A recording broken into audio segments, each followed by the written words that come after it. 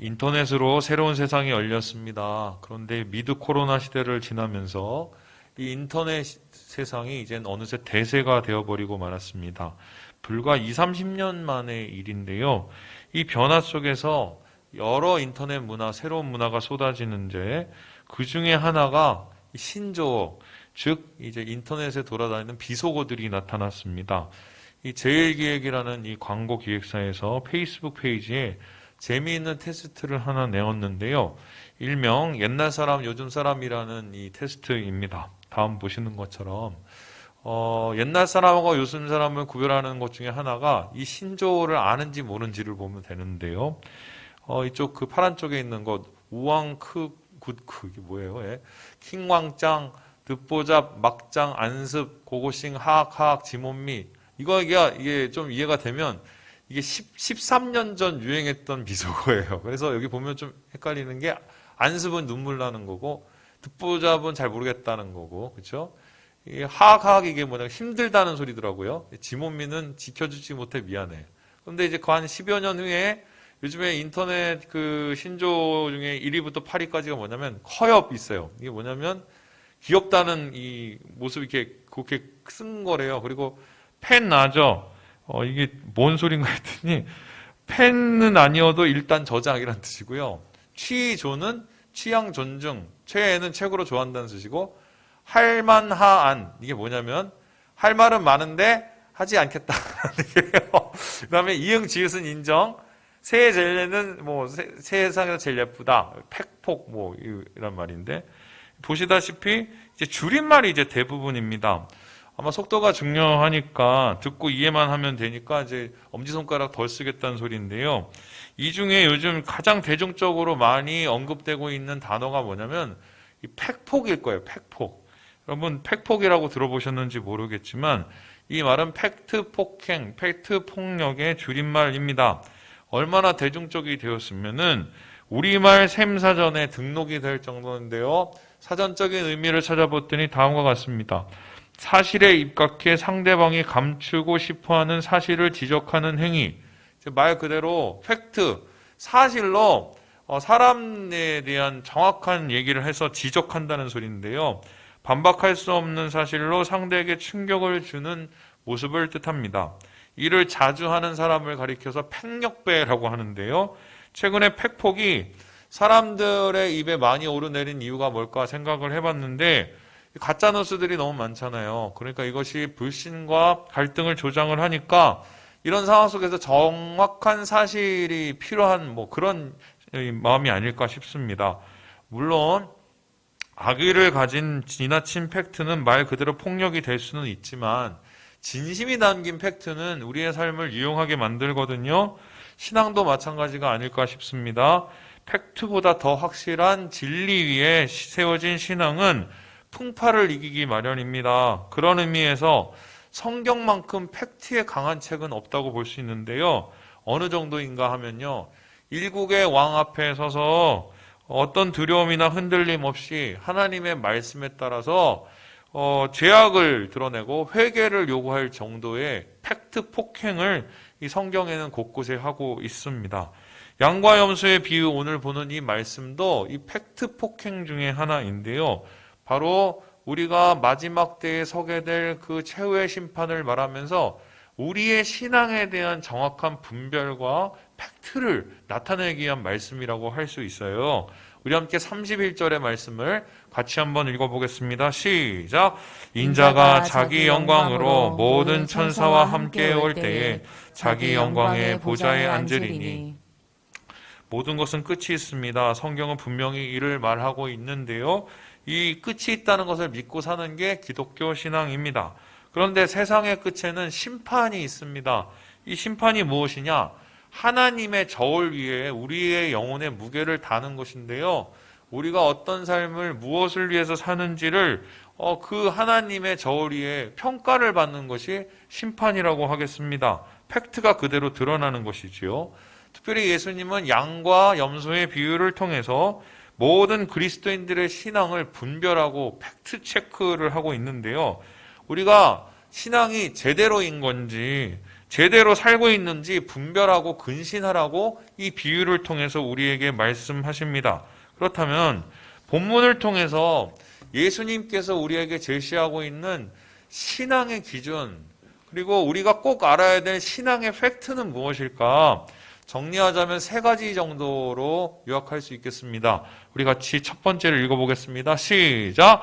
우리는 예수님을 직접 본 적이 없다. 첫 번째, 우리가 신앙을 바라봤을 때 절대 부인할 수 없는 팩트는 뭐냐면, 지금 예수 믿는 모든 사람들 중에 예수님 얼굴 직접 본 사람이 한 명도 없다는 것입니다. 우리 함께 37절의 말씀을 같이 한번 읽어보겠습니다. 시작! 이에 의인들이 대답하여 이르되 주여 우리가 어느 때에 주께서 줄이신 것을 보고 음식을 대접하였으며 목마르신 것을 보고 마시게 하였나이까. 오늘 본문에는 두 종류의 사람이 등장합니다. 양으로 비유된 의인, 염소로 비유된 불의한 자입니다. 두 종류의 사람은 다른 삶과 다른 평가를 받았지만 공통된 사실 하나가 있어요. 모두가 인자, 바로 예수님을 직접 보지 못했다는 것입니다. 예수님께서는 의인들을 향해서 그들이 베푼 이 자비를 칭찬합니다. 악인들을 향해서는 그들이 베푼 이 불의한 일을 저주하시는데요. 이러한 예수님의 말씀 앞에 이 양자 모두가 뭐라고 그러냐면 우리가 언제 예수님한테 그랬습니까? 라고 말을 합니다. 어느 때에 그랬는지 난 모르겠다. 이 소리는 무슨 말이냐면요. 신앙인이든 가짜 신앙이든 예수님을 직접 본 적이 없다는 말입니다. 지금 우리 주위에 예수님 직접 본 사람 있다고 말하면은 둘 중에 하나예요. 예를 들어서 꿈이나 환상을 통해서 보거나 아니면은 거짓말쟁이에요. 이단이나 사이비. 저도 생각을 해보니까 옛날에 꿈에서 예수님을 본 적이 있어요. 되게 무섭더라고요. 무서운 그 두려움만 남았는데 이 보신 분들 얘기를 보면 저도 시작을 해서 물어보면 예수님 어떻게 생겼냐고 물어보면 대답을 못 합니다. 그냥 느낌만 있어요. 느낌만. 왜냐하면 예수님께서는 직접 우리에게 만나서 그 얼굴을 보여주시는 분은 아니에요. 성경에서 그렇게 얘기하지 않거든요. 요한복음이 이것을 설명하고 있는데 마지막 부분에 도마의 이야기를 들어서 주님은 직접 보지 못하고 믿어야 되는 세대를 다음과 같이 설명을 합니다. 우리 함께 20장 말씀을 같이 한번 읽어보겠습니다. 시작! 예수께서 이르시되 너는 나를 본고로 믿느냐? 보지 못하고 믿는 자들은 복되도다 하시니라. 도마가 찾아왔어요. 그런데 제자들이 말했습니다. 우리가 예수님을 봤어. 예수님 다시 살아나셨어. 그랬더니 도마가 말했습니다. 난 못 믿어. 난 내 눈으로 봐야 믿어. 그러고 나서 이 불신에 가득 찬 도마를 예수님께서 찾아오십니다. 직접 나타나셔서 만나시고 손의 상처와 그 다음에 이 창자국을 보이시며 옆구리 창자국을 보이시며 도마에게 믿음을 회복할 것을 말씀하십니다. 이때 도마는 예수님 앞에 엎드려서 나의 주, 나의 하나님이라고 고백을 하게 되는데요. 이러한 도마가 겪었던 이 신앙의 시험, 보지 못해서 당하는 시험은 지금도 계속되고 있습니다. 우리가 살고 있는 시대는 보지 못하고도 믿어야 하는 시대입니다. 이것이 얼마나 힘든가 하면요. 세상과 완전히 역행되는 것이기 때문입니다. 세상은 계속적으로 만지는 것, 보는 것을 최대로 발전시키고 있습니다. 심지어 가상세계와 현상세계가 구분이 없어질 정도인데요. 그 정도로 디스플레이 기술이 발전하고 있습니다. 이런 시대 속에서 더 감각적인 것, 자극적인 것을 좇는 것이 선이 되는데 이렇게 우리가 보아야 되는 시기에서 보지도 못하고 만져야 되는 시기에서 만지지도 못하고 믿어야 되니 답답하지요. 그래서요. 봐야 믿고 경험해야 믿는다는 이 생각이 우리를 자주 괴롭히는데요. 어려울수록 더 그렇습니다. 그래서 이러한 우리의 욕구, 만지고 보고 싶다는 욕구, 신앙적으로 뭔가를 더 체험하고 싶다는 그 욕구를 자극해서 이용하는 사람들이 있는데요. 그 사람들이 누구냐? 거짓 선지자들이에요. 우리 함께 마태복음 7장 22절을 같이 읽어보겠습니다. 시작! 그날에 많은 사람이 나더러 이르되 주여 주여 우리가 주의 이름으로 선지자 노릇하며 주의 이름으로 귀신을 쫓아내며 주의 이름으로 많은 권능을 행하지 아니하였나이까 하리니. 마지막 때 예수님은 미혹의 시대가 온다고 했습니다. 미혹이란 말은 뭡니까? 유혹한다는 뜻이고요. 보는 것으로 만지는 것으로 유혹하려고 합니다. 그래서 귀신도 쫓고 권능을 나타내는 사람이 등장을 합니다. 이런 역사를 나타내는 사람들은 더군다나 주님의 이름을 팔아서 그 역사를 이루는데요. 그런데 예수님은 말합니다. 거짓말쟁이들이다. 거짓 선지자들이다. 왜냐하면 그들에겐 기적은 있어도 진리가 없기 때문입니다. 그래서 주님은 이들을 향해서 이렇게 평가하시는데요. 우리 23절 말씀 같이 읽겠습니다. 시작! 그때 내가 그들에게 밝히 말하되 내가 너희를 도무지 알지 못하니 불법을 행하는 자들아 내게서 떠나가라 하리라. 도무지 알지 못하는 자, 불법을 행하는 자. 여러분 이상하지 않습니까? 주의 이름으로 기적을 했는데도 예수님이 알지 못하는 자라는 것입니다. 이 말을 다시 말하면 뭐예요? 직접 주님 못 만났다는 것이고요. 만난 것처럼 거짓말을 했다는 것입니다. 기적을 나타내던 많은 부흥사들의 끝이 안 좋은 이유가 무엇인가요? 그 사람들이요. 보고 믿는 신앙, 만지고 믿는 신앙을 우리에게 가르쳤고 추구했기 때문이라고 저는 믿는데요. 그렇다면 제가 질문이 생깁니다. 왜 예수님이 이렇게 어려운 길을 우리에게 주셨을까? 그냥 보여주시고 믿게 하시고 만지고 싶어도 믿게 하시면 얼마나 좋을까? 제가 옛날에 군대에 있었을 때 너무 힘들었거든요. 맨날 아침마다 일어나면 얻어 터지고 저녁에 얻어 터지고 막 그래서 그때 하나님 앞에 그때 그렇게 기도를 했어요. 하나님 한 번만이라도 하나님 살아계신 걸 보면 제가 진짜 믿을게요. 근데 그날 그렇게 기도하고 제일 많이 얻어맞았어요. 그래서 그때 제가 신학적으로 굉장히 힘들었는데 그 질문이 저한테 있었어요. 왜 이렇게 하나님이 이렇게 보지 못하고 믿는 믿음을 원하실까? 제가 생각을 해보니까 이렇게 정리가 되더라고요. 우리가 직접 주님을 볼 수는 없지만 주님을 찾고 만날 수 있기 때문이에요. 이상하게 생각하실지 모르겠지만 주님 만날 수 있는 것은 의외로 많이 있습니다. 조금만 주위를 돌아보아도 예수님이 계신 곳이 있어요. 그게 어디냐? 바로 두 번째 본문이 말하고 있는 사실입니다. 우리 같이 한번 읽어보겠습니다. 시작! 주님은 지극히 작은 자와 함께 하신다. 주님은 작은 자들과 함께 하신다고 얘기를 해요. 거기 계신데요. 우리 함께 40절의 말씀을 읽어보겠습니다. 시작! 임금이 대답하여 이르시되 너가 진실로 너희에게 이르노니 너희가 여기 내 형제 중에 지극히 작은 자 하나에게 한 것이 곧 내게 한 것이니라 하시고. 의인이 물었습니다. 주님, 저는 그렇게 주님을 대접한 적이 없는데요. 그랬더니 주님이 말씀하십니다. 아니야, 난 대접받았어. 지극히 작은 자 하나에게 한 게 내게 한 것이다고 말씀하셨습니다.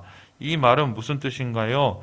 예수님이 곧 지극히 작은 자와 함께 하시고 거기 계신다는 거예요. 거기 가면 주님 만날 수 있다는 것입니다. 많은 성경학자들의 고민이 그렇다면 이 지극히 작은 자가 누굴까? 예수님이 함께 계신다는 이 사람이 누굴까 고민에 빠졌습니다. 그래서 어떤 사람은요. 세상에서 제일 못 사는 사람들, 가난한 사람들을 뜻한다라고 얘기했습니다. 다른 사람은 여기 봐라. 내 형제 중에라고 얘기하지 않냐. 그러니까 교회에서 연약한 자들이 아니겠느냐 말을 합니다. 또 다른 사람은 뭐라고 그러냐면 이렇게 얘기를 해요. 여기 뭐 설명을 하는데 어떻게 헐벗고 줄이고 뭐 또 매 맞고 옥에 갇히고 뭐 이렇게 하거든요. 그러면 예수님 때문에 이렇게 줄이고 가난하고 뭐 매 맞고 이런 사람이 누구겠느냐? 선교사 아니겠느냐? 그 당시 선교 다니다가 막 힘들었으니까 그런 사람들을 섬기라는 소리다. 이렇게 얘기하시는 분도 있고요. 더 나아가서 어떤 분은 이거 마지막 때에 대한 얘기고 그때 환란 때 순교하시는 분들에 대한 얘기다라고 말하시는 분도 있습니다. 근데 저는 이 오늘의 지극히 작은 자에 대한 설명을 보면서 떠오르는 그림이 두 가지가 있었어요. 그 그림이 뭐냐? 이 첫 번째가요. 보여주시죠. 말구유였고요. 두 번째가 십자가였습니다. 무슨 소리냐? 예수님 태어나신 곳이 어딘가요? 베들레헴이죠. 베들레헴은 작은 마을입니다. 촌구석입니다. 그런데 이곳에서도 예수님은 남의 집 헛간에서 태어나셨고요. 처음 잠자리를 드신 곳이 말구유, 말 밥그릇이었습니다. 요약하자면 촌구석, 남의 집 헛간 말구유에서 예수님이 태어나시고 주무신 건데요. 공생의 기간 중에도 마찬가지였습니다. 인자는 머리 둘 곳이 없다는 그 말씀은 사실 탄생 때부터의 일이었고요. 태어나실 때부터 예수님은 떠돌이요 나그네였습니다. 가난한 자요, 요즘으로 말하면 흙수저 중에 흙수저였습니다. 예수님이 성장하실 때도 다를 바가 없었습니다. 가난하게 사셨어요. 목수, 한마디로 요즘으로 따지면 그냥 현장에서 일하시는 이 노가다들이시죠. 그리고 공생을 시작하면서 대중들의 인기를 얻었음에도 불구하고 달라지지 않았어요. 대부분 이 마을 저 마을 다니면서 정처없이 복음을 전하시고 부자나 학자를 가까이 하기보다는 가난한 사람 그리고 소외받은 영혼을 가까이 하셨습니다. 뿐만 아니라 예수님은 그 마지막까지 가장 작은 자의 모습으로 돌아가셨는데요. 가장 잔인하고 무서운 처형된 십자가 위에서 죽으셨습니다. 이곳 위에서 예수님 어떻게 돌아가셨나요? 목마르셨습니다. 헐벗으셨습니다. 그리고 병드셨습니다. 이곳에 올라가기까지 옥에 갇히셨고 매 맞아서 죽기 직전까지 가셨습니다. 어쩌면 예수님께서 말씀하신 지극히 작은 자라는 것은 예수님 자신이에요. 예수님 자신이 헐벗은 사람이었고 예수님 자신이 가난한 자였고 예수님 자신이 옥에 갇힌 자였어요. 그래서요, 자신처럼 궁핍한 삶을 살면서 힘겨운 일상을 이겨내는 그 소외받은 영혼에 대한 마음이 바로 예수님의 마음이었고 각별할 수밖에 없었던 것이죠. 그래서 마이클 그린이라는 교수는 그의 책에서 다음과 같이 이 상황을 설명을 합니다. 우리 같이 한번 읽어보겠습니다. 시작! 예수님은 이미 오셨다. 그분은 오셔서 가난한 자들, 궁핍한 자들과 자기 자신을 동일시하셨다. 예수님은 공생의 대부분의 시간을 병든 자들, 왜곡하는 자들, 소외된 자들, 외로운 자들, 그리고 세리들과 함께 하셨다. 그리고 예수님은 자신 스스로가 가난하고 소외된 자였으며 결국에는 철저한 치욕으로 인생을 마치셨다. 여러분 오해하지 마세요. 예수님 만나려면 기도원 가면 안 돼요. 기도원은 기도하러 가는 거예요. 부르짖고 기도하기 위해서 가는 거고요. 예수님 만나려면 어디 가야 돼요? 지극히 작은 자들 가운데 가야 돼요. 거기 예수님이 계십니다. 그들과 함께 호흡하시며 가장 가까이 하시고 그들을 위로하고 계시는데요. 그래서 교회가 하나님의 임재 가운데 가까이 가기 위해서는 지극히 작은 영혼에 대한 관심을 절대로 놓치면 안 됩니다. 그거 놓치면 예수님을 놓치는 것이기 때문이에요. 예전에 제가 노숙자 봉사를 시작했을 때 같이 이제 의정부역에 가셔서 활동하시는 집사님들이 있었어요. 그 중에 한 분이 사역 마치신 후에 저한테 오더니 뭐라고 하냐면 목사님 천사시네요. 천사시네요. 뭐 이렇게 얘기를 하시는데 제가 그 얘기를 듣고 막 웃었습니다. 왜냐하면 전혀 아니거든요. 착각하신 거고 못 믿겠으면 저희 아내한테 물어보면 잘 설명해 줄 거예요. 제가 천사가 아닌 이유를 세세하게 설명해 줄 수 있는데 그럼에도 불구하고 제 못된 사람이 왜 교회 와서 구제하는 일, 선교하는 일에 집중했을까요? 본성이 착해서가 아니고요. 예수님 놓칠까 봐 두려워서 그랬어요. 거기 예수님이 계시는데 빈자들 그리고 우리 공동체 가운데 가장 연약한 영혼 그곳에 예수님이 가까이 계시는데 그거 놓쳐서 예수님 놓칠까 봐 두려워서 제가 그랬습니다. 그래서요. 예수님 가까이 하는 자들은요. 바로 가난한 영혼들, 지극히 작은 영혼, 작은 자를 돌아볼 수밖에 없어요. 그것이 바로 예수님께서 원하시는 신앙의 모습이에요. 그렇다면 그 가난한 자들을 향해서 우리는 무엇을 해야 될까? 이것이 본문에 나온 세 번째 신앙 팩트인데요. 우리 같이 한번 읽어보겠습니다. 시작! 제자는 예수님의 마음을 품고 행한다. 예수님 본 적 없지만 함께 하시는 자를 압니다. 그리고 그들에게 뭔가를 해요. 뭘 하냐? 예수님처럼 합니다. 예수님 마음 품고 예수님이 손과 발이 된다는 건데요. 우리 함께 32절, 33절의 말씀을 같이 한번 읽어보겠습니다. 시작! 모든 민족을 그 앞에 모으고 각각 구분하기를 목자가 양과 염소를 구분하는 것 같이 하여 양은 그 오른편에 염소는 왼편에 두리라. 주님께서는 양과 염소를 통해서 비유를 하시면서 이것을 진짜 신앙인 가짜 신앙인이라고 설명을 하십니다. 왜 그러셨을까? 양과 염소가 이스라엘 사람들에게 가장 가까운, 가장 친근한 가축이었기 때문인데요. 인류 역사상 가장 일찍 사육된 가축이 바로 양과 염소입니다. 그래서 히브리어 중에 양에 관한 말, 양이라는 말이 8가지가 있을 정도로 양이 가까운 동물이었는데요. 제가 처음에 이 말씀 봤었을 때 양과 염소 얘기를 듣고 아유 양과 염소가 얼마나 구별하기 쉬운데 그거를 뭐 굳이 이렇게 구별하려고 했을까라고 생각을 했는데요. 이 사진을 보고 생각이 좀 달라졌습니다. 사진 보여주시죠. 여러분 양하고 염소가 구별이 되세요? 재밌는 게 염소 중에도 흰 염소가 있고 양 중에서도 얼룩이 양이 있습니다. 그리고 양을 직접 보신 분은 알지만 엄청 더러워요. 그리고 염소도 엄청 더러워요. 근데 잘 보면 이게 뭐가 양인지 뭐가 염소인지 잘 몰라요. 특별히 이스라엘에서 양과 염소를 같이 치는 이유가 염소가 조금 더 강하대요. 그래서 양을 지키는 역할을 하기 때문에 같이 뭐 6대1 정도로 이렇게 한대요. 그런데 보면요. 둘이 다르지만 구별할 수 있는 방법이 한 가지가 있는데요. 꼬리를 보면 안 돼요. 꼬리가 올라가 있으면 뭐예요? 염소예요. 내려가 있으면 뭐예요? 양이에요. 양이 말을 잘 들으니까 내려가는지 모르겠어요. 근데 내려가 있어요. 그래서 이 꼬리로 그걸 확인한다고 하는데요. 더군다나 유대인들에게 양은 명예를 상징하고 염소는 수치를 상징합니다. 그 이유가 뭐냐면 이 두 동물의 습성이 다르기 때문인데요. 양은요, 주위를 돌아봐요. 근데 염소는요, 지만 생각을 합니다. 그래서 숫양 같은 경우는 50마리의 암양을 돌보는 양까지 있대요. 목숨을 걸고 돌본대요. 자기도 약한데. 근데 반대로 이 숫 염소 중에는 자기가 있는 자기 가족, 자기 아내라고 말하면 좀 그런가요? 아내가 심한 일을 당하고 있는데도 나 몰라라고 가만히 있대요. 필요할 때만 간대요. 그래서 사기꾼 같은 남편, 아내를 보호하지 못하는 수치스러운 남편을 얘기할 때 뭐라고 표현하냐면 이런 염소 같은 놈이라고 얘기한대요. 염소 같은 놈. 그래서 양과 염소가 그렇게 다른 거예요. 그런데 이 신앙도 마찬가지예요. 교회에는 신앙이 아닌 사람들도 있지 않습니까? 진짜 신앙인, 가짜 신앙인 있는데요. 이거 구별하기가 쉽지가 않아요. 이거 양하고 염소처럼 꼬리가 있는 것도 아니고요. 그리고 사실 제가 살아보니까 저는 이렇게 감추질 못해요.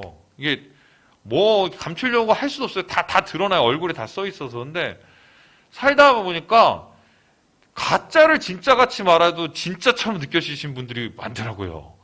이런 분들은 정말 사람 앞에 보이기로 작정을 하면은 얼마든지 속일 수 있어요. 그래서 몇 년을 같이 지내고 심지어는 가까이 지내도 그분이 양인지 염소인지 헷갈릴 수도 있어요. 그 정도인데요. 그런데 양과 염소를 꼬리를 보고 구별하는 것처럼 교회 안에 진짜 제자 그리고 가짜 제자를 구별하는 방법이 있어요. 바로 지극히 작은 영혼에 대한 관심이에요.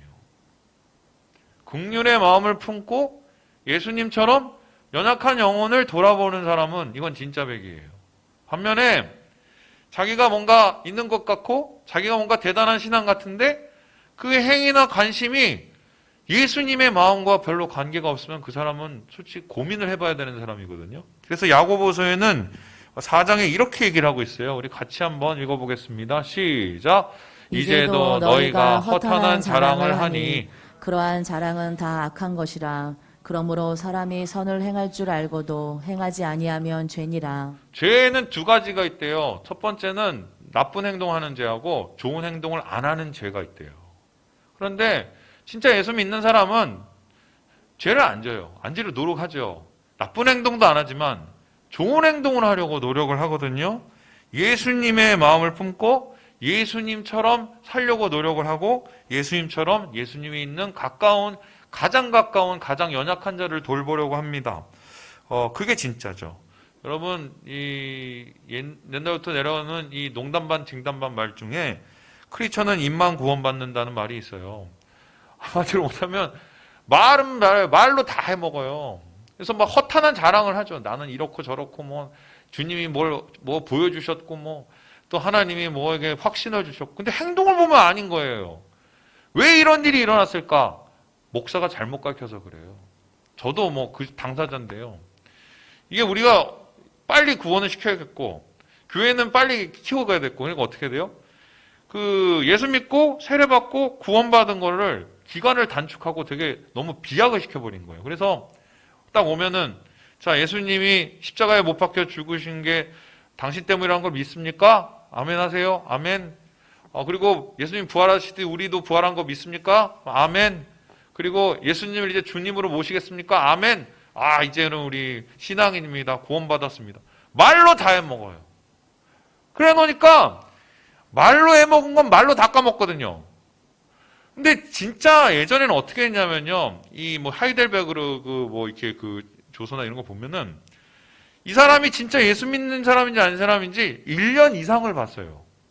그리고 나서 고백을 어떻게 하는지, 어떻게 사는지, 예수님을 정말 만나고 있는지, 예수님의 마음으로 영혼들을 품고 있는지를 다 확인한 후에 1년 후에 세례를 줬거든요. 최소 1년?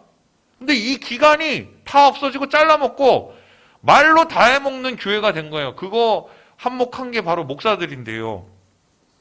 그래서요, 진짜 이러한 말로만 하는 신앙의 끝이 뭐입니까? 한마디로 예수님에 대한 사랑은 1도 없어져요. 그러니 영혼에 대한 사랑도 1도 없어지는 거예요. 그래서 양용희 교수님이 이에 대해서 다음과 같이 얘기를 합니다. 우리 같이 한번 읽어보도록 하겠습니다. 시작. 예수께서는 일이나 업적이 아니라 사람과 하나님의 뜻을 쫓는 것에 관심을 집중하셨다. 인자의 재림의 때를 위한 준비는 주님과의 관계에 기초한 형제사랑의 실천 가운데서 발견된다. 제자는 행위가 없는 관계와 믿음이란 무미하다는 사실을 깊이 인식해야 한다. 믿음은 행동을 유발하거든요. 그런데 제자는 당연히 예수를 믿으니 예수대로 삽니다. 예수처럼 살지요. 예수님 마음 품으니 예수님 뜻을 행하고요. 예수님이 계신 지극히 작은 자에 대한 관심을 쏟을 수밖에 없는 것이지요. 그래서 예수님을 따라서 이런 제자의 삶을 사는 자들을 34절에 뭐라고 그러냐면요. 오른편에 앉으시고 복을 주신다 말씀하셨습니다. 그 복은 무엇인가요? 너희를 위하여 예비된 나라, 창세로부터 예비된 나라, 바로 천국을 상속받는다고 말씀을 하셨어요. 선행으로 천국을 들어가는 건 아니지만 선행은 내 신앙이 진짜인지 가짜인지를 구분하는 중요한 지표가 된다는 거라는 것입니다. 그래서 주님이 계시고 주님이 관심하신 지극한 영혼을 향해서 제자들은 예수님 마음 품고 행하는 거예요. 말이 아니라. 해마다 이때 이제 막 자선넘비 막 걷고 막 이러잖아요. 근데 올해 상황이 어떻게 되나 했더니 구세군 자선냄비, 무슨 서울연탄은행, 그리고 무슨 사랑의 열매 사회복지 공동모금회가 거의 30%에서 40%가 줄었대요. 이게 어떤 뜻이냐면 코로나 한파가 그만큼 큰 거거든요. 춥기도 엄청 춥고 마음도 엄청 춥고 나가지도 못하고 만나지도 못하고 짜증나고 그러니 남이 보여요. 그런데 아마 앞으로 시작되는 1월은 이때보다 훨씬 추울 수 있어요. 훨씬 추울 수 있어요. 근데 예수 믿는 사람은 이 추위를 그렇게 이겨내면 안 되거든요. 그러면 예수 믿는 사람은 어떻게 이겨낼까? 여러분 그 펭귄 허들링이라는 말 아십니까? 잘 모르세요? 이 그림을 보시면 아실 거예요. 남극에 막 세차게 막 추위가 몰아치잖아요. 우리가 여름이면 걔는 겨울이잖아요. 겨울에 추위가 계속되면 펭귄이 그 추위를 이기기 위해서 어떻게 하느냐? 펭귄 허들링이라는 걸 한대요. 이 보시다시피 한 60마리에서 70마리의 펭귄들이 모인답니다. 그래갖고 무리를 져서 이렇게 동그란 원을 만든대요. 그리고 그 동그란 원 안에는 가장 약한 이 아이들, 뭐 이런 애들을 이렇게 갖다 집어넣고 겉에를 이렇게 추위를 함께 이겨내는 거예요. 그래서 더 추우면 어떡하냐? 추우면 추울수록 이 원이 작아지는 거예요. 더 같이 하고. 그리고 그 바깥에 있는 사람은 얼어 죽잖아요. 그 펭귄은. 그러니까 어떻게 해요? 자리를 계속 바꿔준대요. 서로.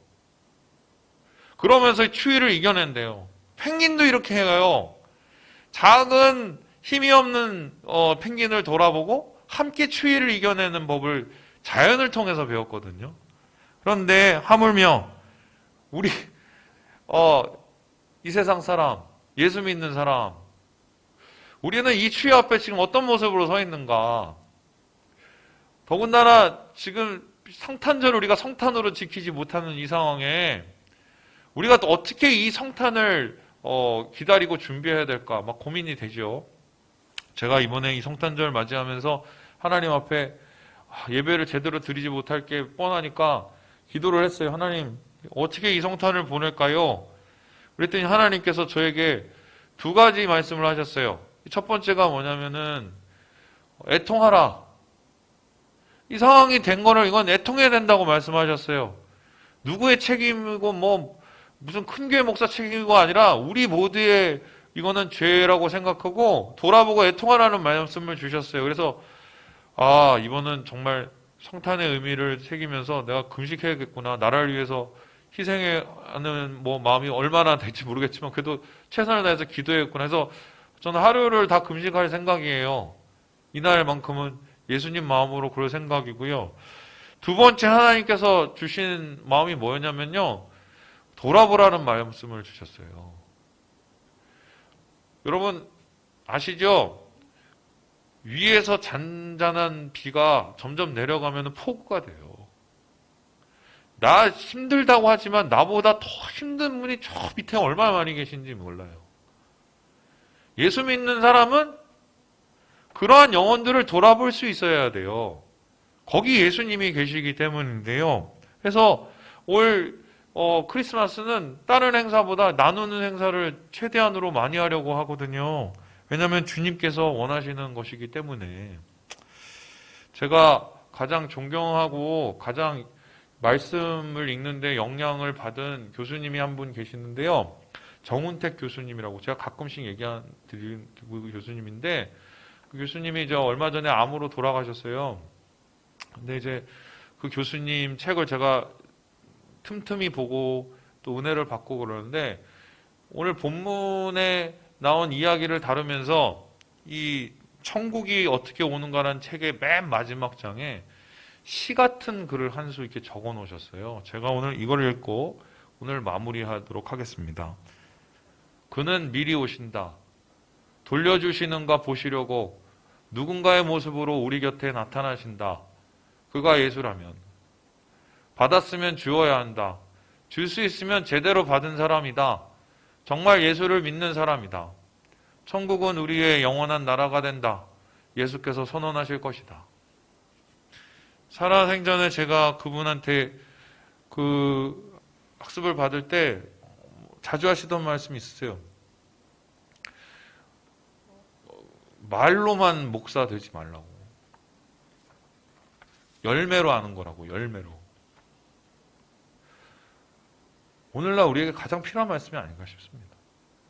여러분, 더욱더 추워질 거예요.